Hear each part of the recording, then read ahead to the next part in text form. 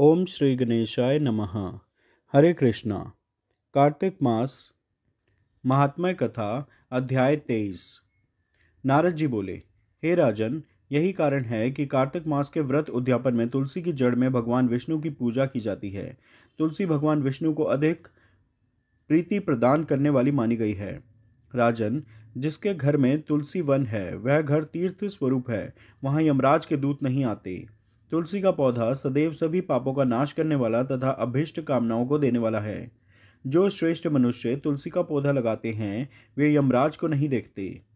नर्मदा का दर्शन, गंगा का स्नान और तुलसी वन का संसर्ग, ये तीनों एक समान कहे गए हैं। जो तुलसी की मंजरी से संयुक्त होकर प्राण त्याग करता है वह सैकड़ों पापों से युक्त ही क्यों न हो, तो भी यमराज उसकी ओर नहीं देख सकते। तुलसी को छूने से कामिक, वाचिक, मानसिक आदि सभी पाप नष्ट हो जाते हैं। जो मनुष्य तुलसी दल से भगवान का पूजन करते हैं वह पुनः गर्भ में नहीं आते, अर्थात जन्म मरण के चक्कर से छूट जाते हैं।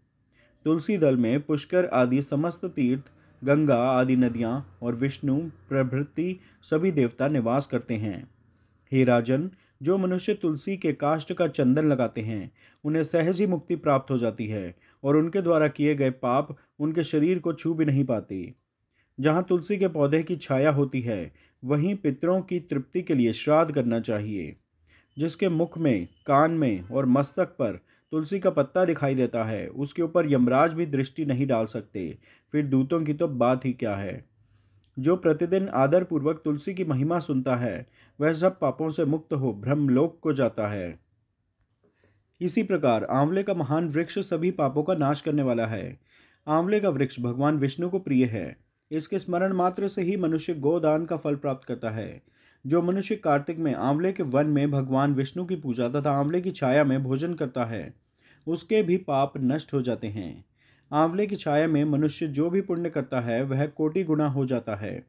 जो मनुष्य आंवले की छाया के नीचे कार्तिक में ब्राह्मण दंपत्ति को एक बार भी भोजन देकर स्वयं भोजन करता है वह अन्न दोष से मुक्त हो जाता है। लक्ष्मी प्राप्ति की इच्छा रखने वाले मनुष्य को सदैव आंवले से स्नान करना चाहिए।